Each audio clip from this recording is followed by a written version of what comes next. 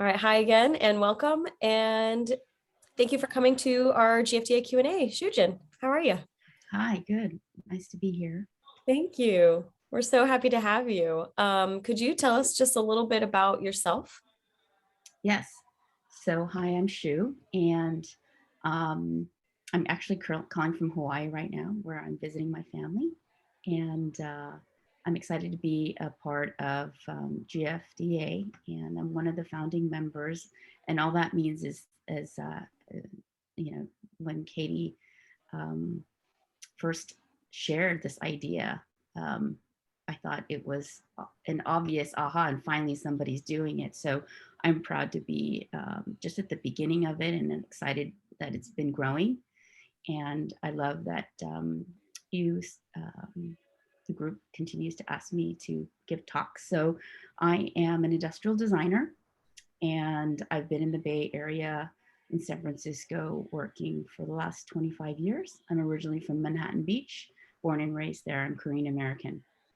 Uh, and over the years, I've worked, in San Francisco, but also in Europe, and spent several years in Milan and in Germany and in Paris working as an industrial designer.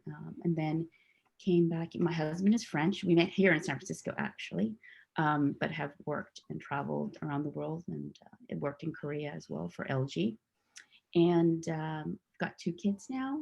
They're 12 and 16, and they're very well aware of what it's like to be a startup with a mom entrepreneur and starting from scratch and thinking about how to reduce waste in manufacturing, mainly for zero waste living, which we know we all have to do and take part in. So That's great. Thank you. Thank you for telling us a little bit about yourself and, your upbringing and your heritage. I like to hear that, you started somewhere and you ended up somewhere and you're literally somewhere else too right now. So it's a good indicator of like how this whole world is very interconnected. It's a global world. So it's reflected in just who you are, it seems. So that's really great.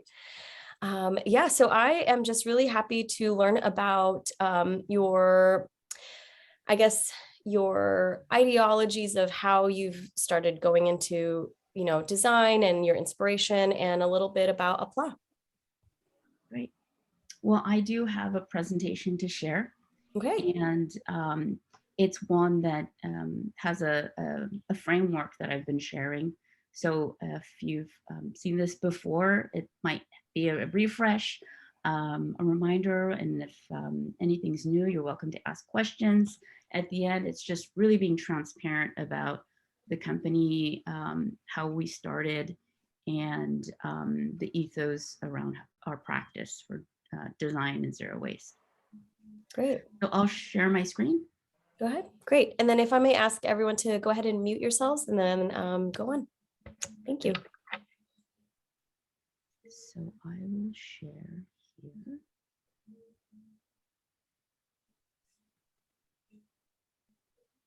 Does everyone see? Yes. Okay, great. I'm just trying to. Okay. So I will start with this presentation here. Does everyone see my first page? Yes. Thank you. I'm trying to hide. I guess that's what you're going to see at the top. Okay. So we're Àplat, and we say bring something good with you, and that means something good that you've made or bought from a bakery or have cooked, and bringing it to someone to share with, or bring something good that has been made well. That means made local, made sustainably, or you've made in general. And we are just about 7 years old now, a little bit more now, because our birthday was actually as a business on Earth Day. I got a business license, I applied for a business license, and then when I got it back, it was stamped with a seal on April 22nd. So that was very auspicious and synchronous. Àplat in French means a wordplay, actually. So it was obviously family created, had Post-its all over the wall in the kitchen for months. it was Sakatu and all these other picnic names. And I speak French, so playing a lot of French words. And so plat means a dish or dish. And so Àplat is sac à plat is a bag for dishes, and Àplat is a solid color. So designers and architects use the word Àplat when they're in France to express a solid color or a Pantone swatch. And plat is also means the word flat and for example, a flat origami fold. Um, and then the word Àplat, when you put the accent, Àplat is the Àplat brand name that we've come up with. And it was the one at the time when my son was 3. And I said, what is this on? And I held it up and he said, Àplat. So that is how the name stuck. So the art of zero waste design. And I will share with you our vision. So Àplat is to bring something good with you. It's thoughtful zero waste designs for sharing food and wine. Our products are designed to care for food while you're caring and while we're caring for the planet, changing the way we live at home and changing the way we manufacture. And that's a huge commitment from us and from you, because we know that zero waste is not easy. It really takes every day practice and retrying and experimenting, both in our factory and for you and me as well at home. And we're really focusing on reducing pre-consumer waste material and hoping that by making our products 100% organic cotton, it's biodegradable. That means it reduces waste in your home. And it can last a long time if you care for it well. It is just cotton. And so our Àplat mission is to inspire communities to create moments of sharing and caring for food with family and friends, and healthy living. That means healthy, sustainable, and practical solutions for the kitchen, home, and garden. And local manufacturing, that's all here in San Francisco, women owned, made by women, using sustainable materials and creating those zero waste manufacturing methods that we practice and I'd love to share with you today. And design innovation. So it's not only human-centered design, but it's human and planet-centered design approach using origami and the golden ratio principles. And this is kind of a circular model of how our business practices are. So starting at the top, zero waste design means that here at Àplat, I use origami and the pure geometry like the golden ratio to calculate that zero waste. And I use software that I've personally coded and formulated to yield that zero waste. And in 2022, we're committed to 100% upcycled fibers, both from new factory sources that are 3rd generation, mills that are using fibers to regrind post-consumer waste, like jeans and t-shirts. They'll regrind it and turn it into new fiber. And so now that we're actually 7 years old, we're currently using organic cotton, and and that can all be biodegradable. And it is made in San Francisco, and we're keeping everything really close, meaning my factory is across the street, and I'm going there several times a day. And I'm creating new product from any of the scraps of straps and any offcuts, or creating new product. And any salvaged edge going down to the bottom there is either sent back to a refibering mill, or it's given to artists and designers to create fiber art.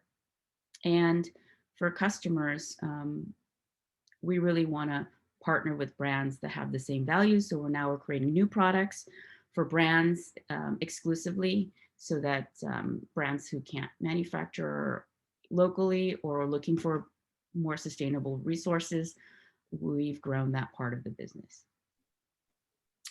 And repair and reuse is something that we're planning to open workshops for in the next year. So going into origami design principles. To inform design and manufacturing, this is about using zero waste methods, zero hardware, that means no buttons, zippers, or clasps, zero elastic, which is very toxic to produce and use and always breaks, and zero plastic. And I'm using origami. This is my Instagram that I try to do a fold and take a picture and share, because it's really about understanding that the math and science behind creating volume from just a flat sheet. And this is what happens when you create volume from a flat sheet. You get the simple geometry, pleated folds, and functional details. And patterns always look like this. So circular design, as I mentioned, has a lot of words in that, in reducing pre and post consumer waste, because we really have to think from end to end or cradle to cradle or 360. It's about repairing, reusing, refilling, regenerating, recycling, reclaiming, refurbishing, restoring, recharging, remanufacturing, reselling, deconstruction, and composting. But we're really focused on the first three of reducing waste, repairing, reusing, and refilling. So the idea of garment manufacturing, traditionally, as you can see, this is a shirt from going from extra large to extra small on the right. And all the white space is the space that gets thrown away. And if you look at the math at the bottom, that's almost 40% waste. And you can imagine every time you look at the shirt that you're wearing or the skirt or the dress, any sort of wearer garment is that's not made from a perfect square has about this amount of waste. So I'm giving this example because in manufacturing, there's far more waste in the manufacturing process than there is in post-consumer waste, which is what do you do with your clothes afterwards? Well, I want to turn it back at businesses and factories to think about what is the waste that's happening before the product's even made and what can we do with that? And I have solutions and systems in place, and I'm working with San Francisco City to figure that out within our garment manufacturing, because we still have about a dozen or more manufacturing garment places that have huge truckloads of material waste daily. And so in Àplat's practice, this is the pattern A. In pattern A, it creates 7 of our products in the collection. And this is the pattern. It's a rectangle and the top are the squares. And any trim at the very edges, which is part of the unusable edge of the roll, is just used for shipping. So there's the product. And there's a glitch. Oops, yeah, there was a glitch. And so this pattern A creates this product that we all know. And I launched with Heath Ceramics 7 years ago. They're the old friends that I've known for 20 years. And I shared this product and this collection with Kathy and Robin, and they said, let's give it a shot. And at the time I had my corporate job. And so this product was the first collaborative product that went into stores in 6 months from concept to manufacturing, and they sold out. So I quit my corporate job. And this product, pattern A, now is still in production and has grown with this pattern. But at the time the pattern folded into the dish tote, what we now call the casserole tote, the wine tote, and the grand market tote. And that's what that looks like from pattern A. And it's simply taking 1 panel or 2 panels and folding it in a way, either folding it once or twice or 3 times to create this volume.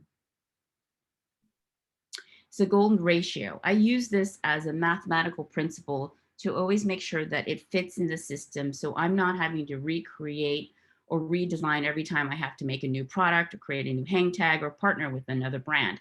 It's a perfect square, but creates an endless amount of design.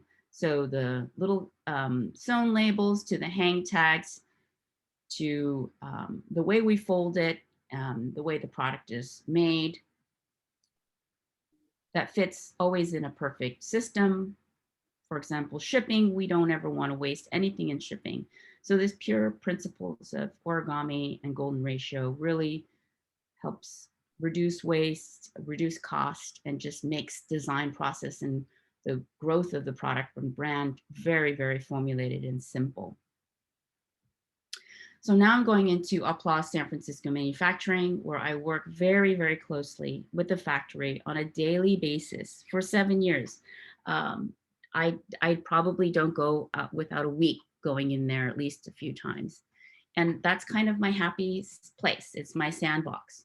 And I also source all my denim from local manufacturing factories where brands have these limited rolls. This is about, one roll would be about 25 to 30 yards. It goes into landfill because brands don't want to hold on to fabric when the production is done. And there's always a little bit left because you can never really order under the amount. You have to over order fabric. And so I go and call the factories and drive around. I say, do you have any high quality denim that I can rescue? So this is back of my trunk, rescuing some really good heavy duty raw denim. And that's me in the factory. And what I say is that design really starts to change. And that means the manufacturing starts to change because I spend so much time there working with them. And I learn the insights about how to reduce waste by just literally being there and working smarter with them, because they've been sewing for so many years, for 40 years, that I know they know more than I do. But just changing the mind and the mindset for them to understand why I'm there so much. And that's just to reduce waste and support the planet while we're making zero waste products for homes. And I'm learning that high quality craft womanship from sewing masters, as I mentioned, for 40 years of experience. And so we're sewing together and building trust. And so I can go into the factory, and I know this is very rare, but in the last 7 years, what makes small batch manufacturing, what makes zero waste happen is because I'm there, I'm committed, I work with them. I don't put a purchase order in and then show up 3 months later and get product. I'm there working with them. I can sit on a machine if I need to help production. I go there to help pack and just quality control and collaborate. If they have a better solution, they'll always tell me, which is what I'm grateful for. And so this is just a fun example of some of our product. This one product that carries bowls, carry your plates of muffins, salads, and fun things to gift during the holiday. And so Àplat produces food storage bags and food carriers. We take offcuts from the production of products where some straps are excess, and we knot them into tug toys. That's one of our best-selling products. I have a pandemic puppy. He's 2 years old now. He's an aggressive chewer. And the insight came from the fact that he would tear through every product I buy. And within a day, it would be shredded, and the thread would come out, and the stuffing would fly out, or the hard plastic piece would come out, the squeakies. And I said, I can't, this is so wasteful, but my dog still needs joy. So I started knotting him these things, and he just loves them. So that tug toys, 2 years old, machine wash and dry weekly, put little kibbles, and it's still in mint condition. He is not broken through that. So that's one of our best sellers, which is a surprising fact for us. We never thought that a tug toy for dogs would be our best seller. So repair and reuse. So whenever there's anything that, like, because it's cotton and there's a seam or a hole, all have to do is repair it. And it just really gives it that quality of something that's been loved.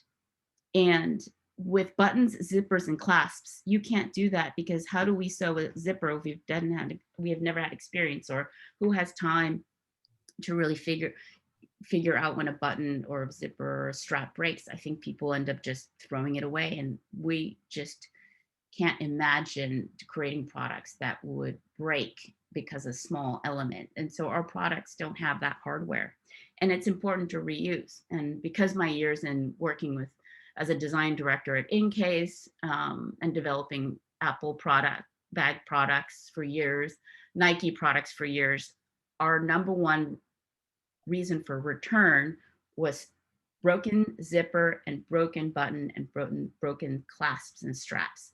And so that doesn't happen in our products, because I've engineered them to not break, because there's nothing to break off. And so I'm learning through our factories about craft womanship, but also advancing with new technology and craft technology.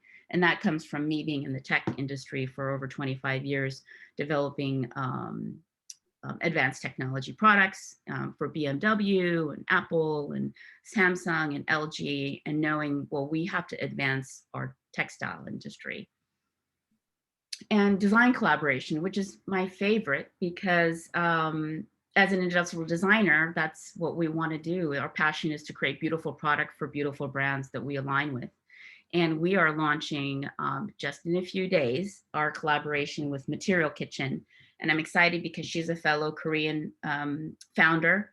She launched an American cookware brand just a little over 3 years ago. And if you know Material Kitchen, they're an amazing collection of product. And we are launching a tote with them just in a few days. And I work with fiber artists all across America and nation. And I ship my product, my scrap products that are literally like 1 inch by 1 inch to larger panels that I know artists can really appreciate and work with. And that's exciting because as our relationships grow, we're excited to see their portfolio grow. And our most recent collaborator is Erin Wilson, and I shipped her 4 huge boxes of panels of tiny pieces of cotton. And I just can't wait to see what she's come up with. And so as a conclusion, kind of a summary of our product and brand ethos and what we inspire to do is an example of collaborations like with Heath and how we create collections for the home and outdoor and create zero waste design and manufacturing, healthy living, healthy manufacturing, design principles, and of course, design innovation. And how we want to prepare, help you prepare, share, and gather. And you can find us at Àplat.com or Instagram at AplatSF or on Pinterest at Àplat Collection. And that's it. Thank you. Thank you. That is so inspiring. I love that you have a tech background and then kind of entered into the creative world, which is so amazing. It is also aligned with technology as well, because you said you coded your own software, I think, to do something, or you wrote code to kind of create an algorithm. And that's an amazing thing to be able to kind of marry all of these industries together. And is that where you started with tech? No, industrial design, just making product and doing always my own CAD, my own 3D work. I'm sorry, yes, industrial Yeah. design. Yes. Yeah, and I think because I've always been close to manufacturing, and then even closer when I was doing furniture design for Steelcase for 3 years, my focus during working during that time was sustainability and how to create a healthy designed work environment. When the iPad launched, that's when I started designing furniture for Steelcase, and the idea was mobility and people were going to work from home. Well, in 2011, we never thought, the report said by 2020, 89% of the population will work from home. So that was my goal. In 3 years, I had developed a design strategy for the company to create sustainable work solutions from home. And 2020, almost 100% of the population did work from home. And who would have thought in 2011 they had already predicted it? So That's wild. so because we were saying that people were going to work from home, they wanted to have more sustainable solutions. So there was a marriage between working mobily and sustainability, or working from healthy environments. I mean, we had some smart people in there, and so all I was doing was learning and taking that information and going back to your point about formula and codes, I created a formula within a mathematical system, because everything is this numbers based when we're going into production. It's like, how many yards do you have and how much product can you make? And so it's really number crunching, and then knowing the space ratio on that, and knowing how much waste, because there's a formula that says how much material is not being used, and then just changing over so slightly that ratio so that it gets to 0. And that means I flex my design by micromillimeters. Wow. Because no one would know if my pouch was 7 inches or 7.89 inches. The bread still fits, but from a manufacturing perspective, that times 1,000 units is actually saving enormous amounts of material, if that makes sense. That is I mean, it adds up over. Yeah, absolutely. And I loved that you were rescuing piles of denim in your car. And so I wanted to hear a little bit more about that story. So did you go in and, they were like grateful to offload it to you, or were they kind of like, oh, this just goes to the dumpster? Or, was that process easy for you? And did that open doors to rescuing other textiles? Yeah, that's a great question. I have to say, it kind of was a surprise when I went from working with large corporations like Steelcase and Nike and Incase, and working as a designer for the last 25 years, and not actually going into the factory is one thing. And I always like to say, I never really felt like a real designer until I started going into the factory. And that's when you see what happens to your design. If you create a beautiful laptop bag and and you just send it off as a software file and it comes back as a beautiful product, you don't see the in between. And that was an awakening for me when I started to design Àplat, and actually choosing a factory that was 5 minutes from home because I had small children. um, and going to the factory and seeing what's happening there was just a punch in the face, because I realized I'm not going to be part of this, and I'm going to help resolve it.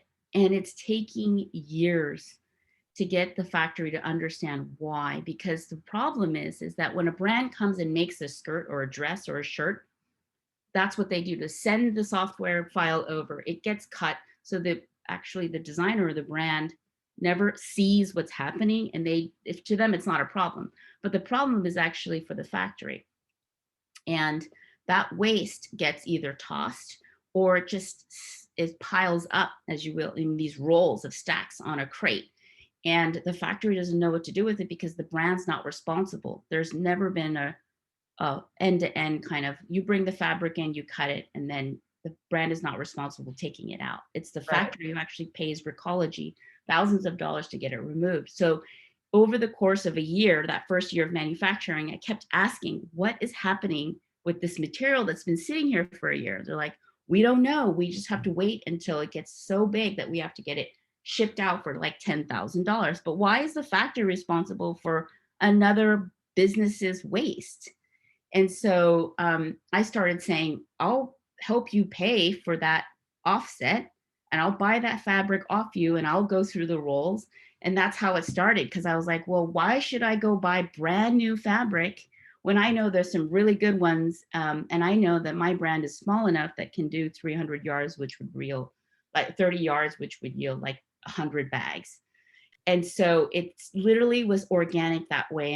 And at some point after 7 years, they know exactly the quality I want. They know that there is this large panel, because I say anything above 30 inches is mine for free. Like if it's tiny, because they can't sell a swatch of fabric because it's going in the dumpster. So they'll Right. always, every week they're like, hey, look, there's this like 100 sheets of these tiny little squares. I was like, I'll take it. That's And amazing. I either give it to artists, or we'll use it. And that's what our napkins are. Our napkins are men's shirts line. If you've seen it, it's still, there's a few left, but there was 8 men's shirts that got cut down to these scraps of huge panels. And I was like, they look like really nice napkins, and like your shirt.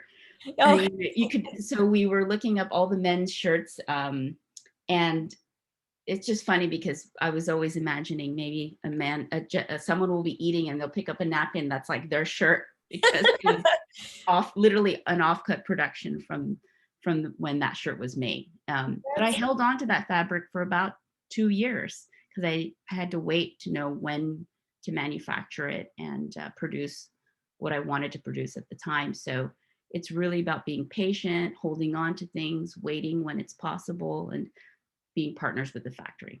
That's incredible. That's amazing. I love the process that you walked us through. And so I imagine that your products then are almost in tandem with what materials are available. So is that true? So it's like what's Only the available. denim line, Say it again. only the denim collection, Okay. because San Francisco, of course, is the heart of denim. Yes. And so there's just a lot of denim in the city. And there's always that last bit of roll that is a abundant. So abundant in the, not abundant to the point where brands can do this. You have to really be able to be flexible for small, limited runs. And that's kind of where I produce the denim collection in very small units because it only comes in those small rolls. So I can't do a large denim production because I'm only at the limit of what's available. So sometimes we won't produce denim for several months because there hasn't been a quality denim that's come through that Mm, I would want to produce with. But the organic cotton line is the same. mhm. Cotton mill I've used for 7 years. Yeah, and so you have the factory that's local and the cotton mill that's third generation that's also local. And so all of these, parts and pieces, it's almost like this hyper local, zero waste, I like ideal process, in my opinion, of how a product can be um, from idea to, concept to actual realization. It's totally possible. I feel like that's so inspiring. I can't think of any other product. I'm sure there's something else out there that exists like that, but that has taken zero waste so seriously and this hyper local approach. I think that's very, very inspiring. And I wanted to ask a little bit about, the craftwomanship concept and how you have really employed local workers, and you've been a part of being on the ground and making it part of your ethos to not just like design and then set it aside and then expect it to arrive to you, but you are part of the process and you are side by side with the people who create these. And what would you say you've learned a lot from the craftswomen? Yes. Well, I think it's a really great insight to being able to make locally because we have these amazing, talented women who are originally from Hong Kong 40 years ago, have immigrated here. And there are about a dozen women who did immigrate to develop product. And they're training, they would say, what I've heard is that they said Hong Kong sewers are the best sewers in the world. They've been sewing for so many generations and they're extremely talented. And my connection is that when I went from corporate to developing product overseas to then wanting to develop a plot locally, it was extremely difficult to find because it's not like you can Google local factory. They're not in the registry. And how I came about it was through, SF Made, the organization that helps local manufacturing, and they're a great partner. But also the fact that very holistically, and when I say human-centered design and planet-centered design, I'm the human, my children are part of that, my husband, and everyone I work with, that's what matters, because making a product isn't about just that fast-paced end goal of profit. For me, it's about being able to really be the mom and pick up my children from school, spend time with them, and then drive 5 minutes to the factory in the studio and be able to do work with people who have that enormously talented skill set and are willing to work with me. And then when I sew each product prototype, I sew it at least 50 times. It takes me a year to develop product because I want it to be so easy to make for them. Because Mhm. I'm not a sewer, I do CAD 3D work. I'm an industrial designer. So when it comes to the sewing machine, for me, it's like playing, but I don't have the engineering skills other than hardware. And I know that really comes in as kind of the advanced development. But when it comes to quality garment sewing, they are the experts. And so their craftsmanship is what I lean on when I say, I have this really funny prototype I've been developing for a couple months, and I'll let them work on, and they'll always come back with a more beautiful and more advanced solution because we've had this relationship. So it's a true partnership. And if without them, we wouldn't be a business. But during the pandemic, about 30% of those sewers were over the age of 50 and 60, and they've retired. So Mm. the factories are closing. And we have to really be supportive and understand that when we're making local, there's we do all the fair labor costs. We do everything that is San Francisco, Silicon Valley cost. And so our product is a true example of what it takes to make something local, and not overseas. And the overseas part is really a damage to the planet, because you're talking about shipping, all of the gas waste of shipping product from across the world to get something for $2, I don't think is socially responsible, environmentally responsible. That's a great point. Thinking about where product comes from and talking about price and cost and wages and all of these factors contribute to, sustainability, because, we might be able to afford this cheaper thing, but in the long term, we collectively can't afford the cost of it at the environment, our air, our water, and we're paying for it indirectly in a number of other ways through, healthcare, through, poorer health, in general, our quality of life, the air quality. It's really, I agree with you so much that, all of that has a lot to do with, sustainability, whether we think about it or not. So it's really, really great to see this as an example, a living, breathing example of, equity and sustainability, localization, cradle to cradle almost. And, the fact that your tug toy is a result of scraps and is your number one seller, like, and you said, who would have thought? And I think that's the cutest thing, you got a little surprise out of doing so much good. So that's really fantastic. I wanted to just invite anybody who would like to go ahead and turn on their mic and go ahead and ask questions, share their insights, or pop it into the chat. Feel free to go ahead and, vocalize anything you'd like to share, because I personally love the idea of, this local concept. I've lived here in San Francisco for the last 4 years now, so not too long, but I feel really, really tied to kind of the community and purchasing locally as much as possible. Even, for example, we live here on Ocean, and there are dentist office, haircut places. I just got my glasses locally. I walked down the street to my appointment and, came back. There's a fruit seller down the road. And so we try and keep everything on this avenue that we live on. And I've felt like, a sense of community and belonging and, commitment. And so, you having your business in this product, and as it relates to low waste, the GFDA, and kind of our mission is, we're all trying to take these steps to do something opposite of what's happening, which is, Yes. the detriment of the world. So we appreciate your efforts. We appreciate your product, the knowledge that you've shared.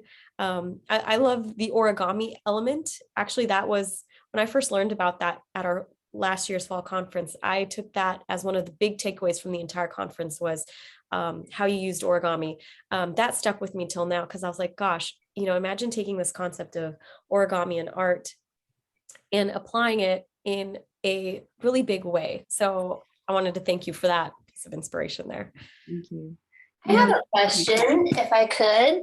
This is JC. I love what you're doing. I think that's so fantastic. And for me as an interior designer, my thoughts are like, okay, how can this translate into what I'm doing? Or like, how could a collaboration happen? I'm thinking like, can we do like really cool pillow covers that, are made from these scraps, or like, the collaboration, or, that you were sending scraps to Erin Wilson. I went to her website. There's really pretty stuff that she's doing, that assembly sort of line, but it's, and I looked at the details, these are, small, beautiful, and small like pieces of art. And I'm thinking like, those would be great pillow covers, but they would, I'm just thinking for myself, like, how can I do something more, or like find or collaborate with people that, so I can feel great about what I'm ordering for my clients, what I'm speccing for them, and they would feel good about it too. Yes. Oh, this is exciting. This would be my dream kinds of project, because working with local designers to create product for local, living and home, it's reach out. I would love to show you the selection, and if the palette fits for your client, it is really easy to say, I'll take all that, off-white natural organic cotton or all that scrap denim, and you tell me the magic number for the pillow size you want, Yeah. or the couch cover, because I work for a steel case, so I know how to build furniture covers and to create casings. And that to me is so much more meaningful than creating hundreds of units and selling them. So that's one of the aspects of the growth of our business, is I'm working more closely with other designers to create limited runs, one-offs, or for personal private clients. And I've done some picnic blankets for a private home.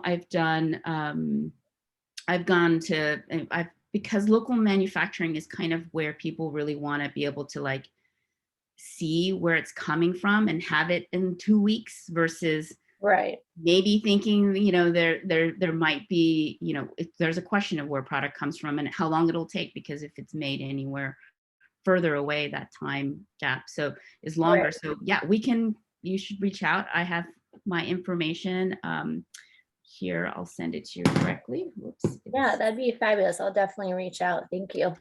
Yeah, if you could actually share that with everybody, I would love that. This is Laura. That would be wonderful. I think that's a really great ad, because I also want to provide more sustainable solutions for my clients, and so I think that's fantastic. Thank you. Yeah, that's great. I'm excited. I have a question. So working with the GFDA, I come across with our members a lot this question of, where can I dispose of my fabric samples? Not rolls, but we've got books. They send us these little 12 by 12s and smaller, sometimes bigger, and there's just piles upon piles. And one of my previous jobs is I was a librarian at a design firm who we were up to the ears with samples, just like almost every other design firm. And there are so few ways of getting rid of it. I've actually started calling certain places here in San Francisco, asking, would you take scrapbooks, like scrapbooks, books of samples, they are scraps at the end of the day. But, and a lot of them, some of them say, kind of, maybe we could do something about it. Nobody even has a clear answer, even at those intake locations. They're like, well, maybe we can use those. Maybe there's and I wanted to know if you came across any kind of solution that we could do with these fabric samples that are honestly, personally, the bane of my existence. Like, I hate these fabric sample books so much because they're really hard to do anything with. Yeah, that we should talk, because that's, I think it's really interesting is I have resources and capabilities to make something from those swatch books, and it all just depends on what kind of material it is, and if it's leather versus fiber, synthetics, and having a purpose for them. And I think that that is one of the most exciting things that maybe I could help GFDA work on, in how to systemize or organize. It's almost just it's like you said, a library of resources, but you're not holding inventory, you're just passing it on. You're the bridge of making those connections. And if I mean, I don't know what my profile is set up to be, but we could say, like, if one designer has too many swatch books in their office, and there's another designer that wants pillows, and then there's a match, I could be the middle person to make the pillows and take the swatches. So because I worked at Steelcase, I know exactly what those books are. I have also leather books and small patches from like Maharam and stuff, and they're beautiful, beautiful fibers. Yeah. The silks, I mean, they're just some beautiful embroideries. I've seen some things that are just, the most beautiful pieces of fabric, and into the dumpster they go, because they're unwieldy. They're so heavy. Even if you had 3 books in hand, that's as much as you could carry, out of your car, drop them off. And okay. yeah, I'm going to call you after and we're going to work on a project together. I love this. I love it so much. Yeah, we're going to call it swatch book pillows or something like that. Yes. Okay. This is great. All these ideas brewing. I'm really excited. I know. See, that's when creative people get together, magic happens. Absolutely. Yeah. Oh, this is so good. Good.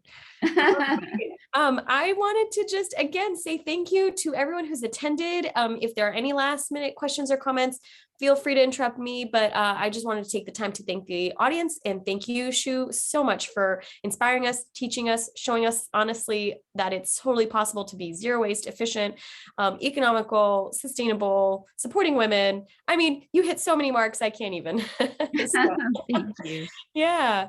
And then JC says, love this. Thank you. And yeah, I echo that sentiment. So thank you, everyone. Yes, thank you. Thank you for hosting this. This is wonderful. Yeah, absolutely. Anytime. And then, okay, so Shu, you dropped in your email for everybody and then let's connect. Let's definitely do that. Yes. And I'll put in my at Àplat. If you're following, I can follow you back if you're a designer. Yep. And then we can chat via email or anywhere. And this is my phone number because I love phone calls, 283. Oh, how exciting. That's my cell. And then I can also, last second here, is to give you my call. So it's, oh yeah.